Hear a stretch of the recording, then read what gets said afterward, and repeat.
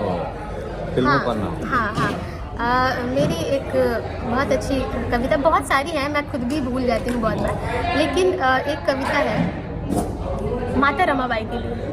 हाँ, क्योंकि उनके बारे में बहुत कम लिखा पढ़ा गया है।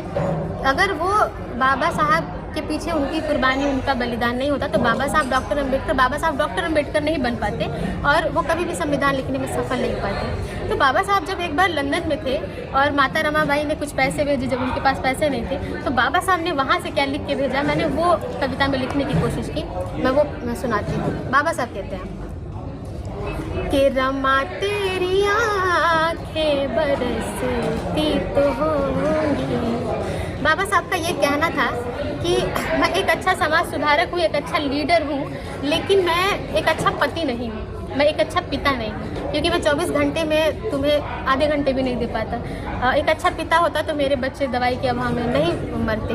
तो वहाँ से बाबा साहब क्या कहते हैं मैं वो सुनाती हूँ कि रमा तेरी आँखें बरसती तो होंगी, रमा तेरी आँखें बरसती तो होंगी, थोड़ी सी खुशी को तरसती तो होंगी, थोड़ी सी खुशी को तरसती तो होंगी।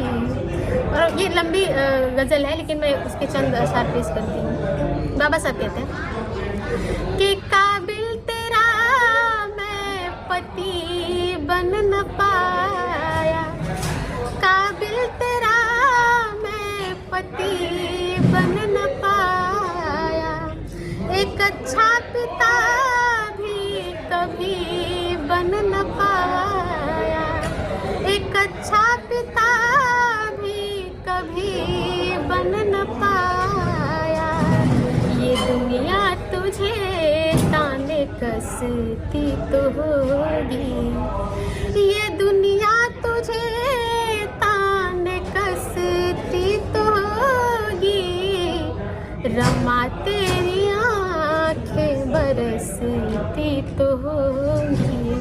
और बाबा साहब के जीवन की जो सबसे दर्दनाक घटना, जब राज रतन की मृत्यु हुई, क्योंकि वो सबसे लाडला था उनका, तो वहाँ से 2 मिसरे मैं सुनाती हूँ कि जरूरत पड़ी राज रतन को कफन की, जरूरत पड़ी राज रतन को कफन की, फटी साड़ी भी फाड़ डाली तू बदन की, फटी साड़ी